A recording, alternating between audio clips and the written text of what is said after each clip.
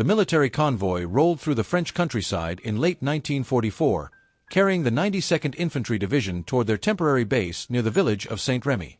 Sergeant James Carter pressed his face against the truck's canvas opening, watching the autumn landscape blur past. The 24-year-old from Alabama had never imagined he'd see France, let alone fight for it. "Look at that, Carter," whispered Private Thomas Webb beside him, pointing at children waving from a farmhouse. "They're actually smiling at us." James felt something shift in his chest. Back home in Birmingham, white children would cross the street to avoid him. Here, these French kids ran toward the convoy, their faces bright with gratitude, colorblind to the liberation they represented. The trucks rumbled into St. Remy as church bells rang. Villagers lined the narrow cobblestone streets, applauding and throwing flowers. An elderly woman touched James's hand as he climbed down, tears streaming down her weathered face. She spoke rapid French he couldn't understand, but her gratitude transcended language. Captain Morrison gathered the men in the village square. "We're here for 2 weeks before deployment. Respect these people. They've suffered under occupation for 4 years." James looked around at his fellow soldiers, seeing the same wonder reflected in their eyes. For the first time in their lives, they weren't defined by their skin color. 3 days into their stay, Mayor Antoine Dubois approached Captain Morrison with an unexpected request. The captain called James and 5 other sergeants into the town hall, a medieval building with stone walls that had witnessed centuries of history. "Gentlemen," Morrison began, his Boston accent softening, "the mayor wants to host a dance this Saturday. A celebration of liberation." He paused, studying their faces. "You're all invited. The entire division." James exchanged glances with Sergeant William Hayes from Chicago. They'd attended USO dances back in England, carefully segregated affairs where they stood on the sidelines while white soldiers danced with the volunteers. "Sir," William ventured carefully, "will there be restrictions?" Morrison's jaw tightened. He understood the question's weight. The mayor specifically requested that all American soldiers attend. He was quite emphatic about it. He pulled out a letter, reading in halting French accent, "Those who freed us from darkness are all equally welcome in our light." The sergeants sat in stunned silence. Thomas Webb laughed nervously, unable to process what they'd just heard. James felt his hands trembling. A dance where they were truly welcome, not tolerated. "There's more," Morrison continued. "General Eisenhower's liaison office sent word. They're concerned about potential incidents. They want us to be on our best behavior." The unspoken message hung heavy. "Don't embarrass the army." James nodded slowly, understanding the impossible position they occupied, liberated in France, still bound by Jim Crow. Saturday arrived wrapped in golden October sunlight. James stood before the cracked mirror in the barracks, adjusting his dress uniform for the 5th time. His hands, calloused from farm work and military drills, fumbled with the tie. "You look like you're heading to your own execution," William joked, but his own nervousness showed in how he kept smoothing his hair. Around them, 24 black soldiers prepared with unusual care. Some hadn't seen their families in 2 years, hadn't touched a woman's hand except in goodbye at train stations draped with segregation. The prospect of simply dancing felt revolutionary. Private Marcus Johnson from Louisiana sat on his bunk, staring at his polished shoes. "My daddy told me before I left," he said quietly, "never look a white woman in the eye. Now we're supposed to dance with French girls." His voice cracked with confusion and fear. Thomas placed a hand on Marcus's shoulder. "This ain't Mississippi, brother. The French don't see us the way Americans do." But James wondered if that was entirely true. He'd read the pamphlets distributed by his own military, warning French civilians about black soldiers, describing them as inferior, suggesting segregation. The U.S. Army had exported Jim Crow across the Atlantic. As evening approached, James led his men toward the village hall. Music drifted through narrow streets, accordion, violin, and laughter. Through illuminated windows, he glimpsed French women in their finest dresses, saved from occupation for this moment of celebration. His heart hammered against his ribs. The village hall had been transformed. Paper lanterns cast warm light across wooden beams darkened by centuries of smoke.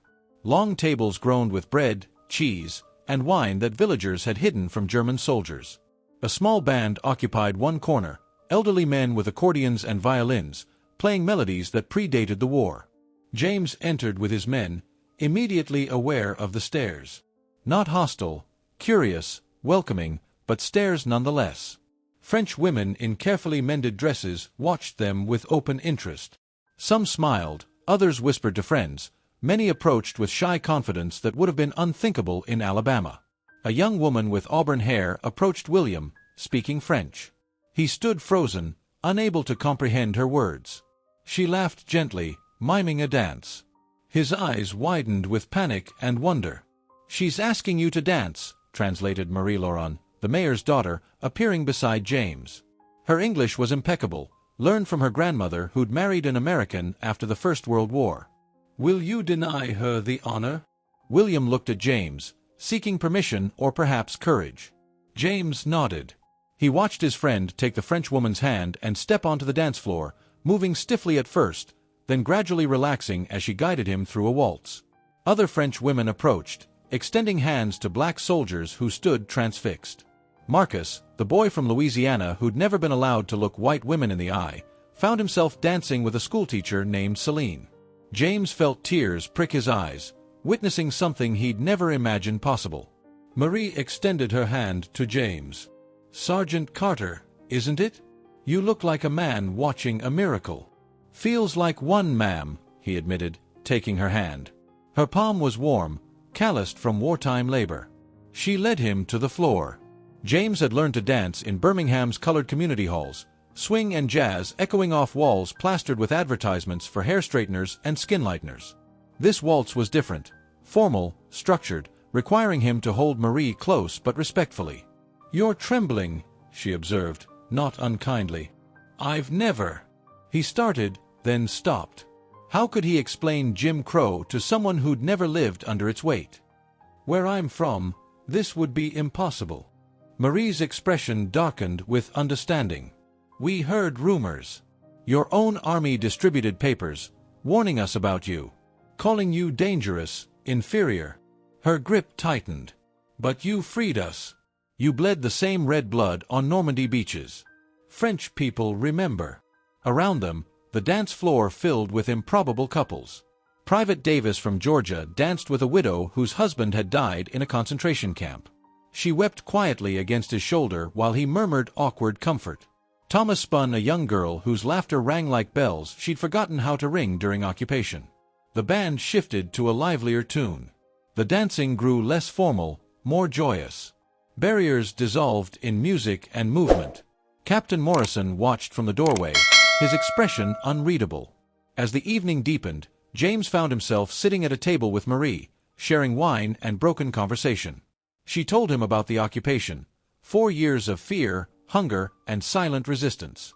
He told her about Alabama, surprised by his own honesty. "We call it separate but equal," he explained.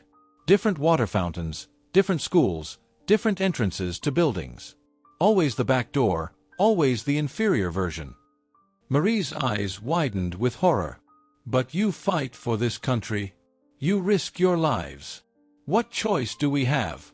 It's still home. And maybe—" He paused, watching Marcus laugh freely with Celine. "Maybe things will change when we return. How can they keep us in the back of the bus after we've freed Europe?" Across the room, William was attempting to teach his dance partner the Lindy Hop. She struggled with the fast footwork but laughed at every mistake. The joy on William's face, pure, unguarded, was something James had never seen on his friend's features before. Mayor Du Bois stood to make a toast. Marie translated, "To our liberators, who wore many faces but shared one courage. France does not forget her debts." The French villagers erupted in applause. James felt something crack inside him, not breaking, but opening. For one night, he existed as simply a man, a soldier, a human being worthy of respect and kindness. Then he saw the white American soldiers enter the hall, and his joy curdled into anxiety. The white soldiers from the 85th Division had arrived unannounced, drawn by music and rumors. Lieutenant Beck, a Texan with a face like carved granite, surveyed the scene with undisguised disgust. Behind him, a dozen men radiated tension. The music faltered. French couples continued dancing, unaware of the shift, but James and his men felt it immediately, that familiar weight descending, Jim Crow crossing the Atlantic. Beck approached Captain Morrison. Their conversation was too quiet to hear, but body language spoke volumes. Morrison's hands gestured firmly, Beck's jaw clenched tighter. Marie squeezed James's hand. "What's wrong?" "Reality," he answered simply. Beck strode onto the dance floor, tapping Marcus on the shoulder. "Mind if I cut in, boy?" The word hung in the air like poison. Marcus stepped back instinctively, decades of conditioning overriding the evening's brief freedom. Celine looked between them, confused by the sudden tension. "There a problem, Lieutenant?" William appeared beside Marcus, his Chicago confidence intact even as his voice trembled. "Just reminding you boys about appropriate conduct," Beck sneered. "These French folks might not understand, but you do." Mayor Dubois approached, his limited English struggling with the confrontation. Marie translated rapidly, her voice rising with indignation. Her father's face flushed red, not with embarrassment but anger. The mayor spoke in rapid French. Marie translated with satisfaction, "This is French soil. French rules. You're all guests in our celebration, and here, all men are equal." The hall had gone silent except for the accordion's wheeze as the elderly musician forgot to stop playing. Every eye watched the confrontation, French villagers confused, black soldiers tensed for violence they'd learned to expect, white soldiers awaiting Beck's response. Captain Morrison stepped between them. "Lieutenant Beck, this is not your division. These men are under my command, and they're here at the mayor's explicit invitation."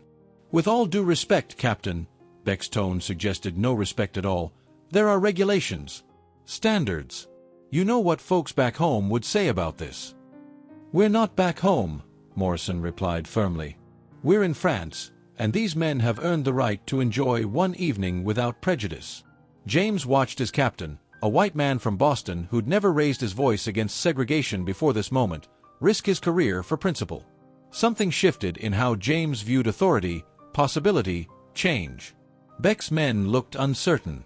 Some seemed relieved by Morrison's stand, others glowered with Beck's same poison. The fracture within the American forces laid bare for French eyes to witness. Marie's father spoke again, his voice carrying authority from centuries of French mayors standing against tyranny. Marie translated, "Gentlemen, you are welcome to join our celebration as equals, or you may leave. But you will not bring your hatreds into our hall." One of Beck's soldiers, a young private from Iowa, stepped forward. "Sir, I'd like to stay. If that's all right." Beck's face purpled. But outnumbered and outsmarted, he retreated with most of his men, their boots heavy with impotent rage. After the confrontation, the music resumed tentatively, then swelled with renewed energy. The Iowa private, introducing himself as Patrick O'Malley, joined the celebration, dancing awkwardly with a French woman who found his American earnestness charming. James and Marie returned to the floor, but the evening had changed. The joy was deeper now, earned rather than given, defended rather than assumed. Around them, black soldiers danced with renewed appreciation for this brief moment outside America's racial boundaries. "Will it be different when you return home?" Marie asked, already knowing the answer. "I don't know," James admitted. "But we'll remember this night. We'll remember being treated like men." He paused, searching for words. "You gave us something tonight, Marie. Not just a dance, but a vision of what could be." Thomas cut in, grinning. "Mind if I steal the sergeant? Celine wants to introduce me to her grandmother." James laughed, releasing Marie with reluctance. He watched his men, Marcus, William, Thomas, all of them, moving freely through the hall, conversing with French people who saw soldiers rather than skin color. This night would become legend in their circles, a story told and retold. As midnight approached, the mayor presented each black soldier with a small French flag. Through Marie's translation, he explained, "So you remember that somewhere in the world, you were welcomed with open arms." James folded the flag carefully, knowing he'd keep it forever, proof that dignity was possible. Sunday morning arrived too quickly. James stood in the village square as soldiers loaded trucks for the journey forward to combat. French families gathered to say goodbye, faces somber with the knowledge that some liberators wouldn't return. Marie approached with a small package. "Letters," she explained. From the women who danced last night to their partners. So you remember us as we'll remember you. James accepted the bundle, throat tight. Last night changed something in us, Marie. We've seen what life could be like. Then fight for it, she urged. Not just here, but when you return home. You've proven your courage on battlefields. Now prove it in your own country. William appeared, Celine beside him. They held hands openly, defiantly. She's going to write, he said, voice thick with emotion. To Chicago. Can you imagine?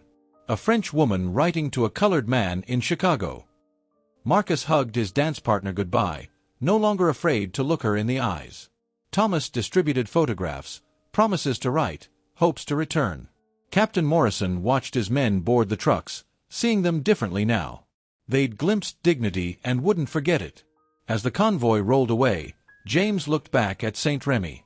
The church bells rang again, not for liberation but farewell. He thought about Alabama waiting at war's end, about segregated trains and colored-only entrances. But he also thought about French women who'd danced with him as an equal, about Captain Morrison who'd stood against prejudice, about one night when humanity overcame hatred. The war would continue. Jim Crow would persist for decades more.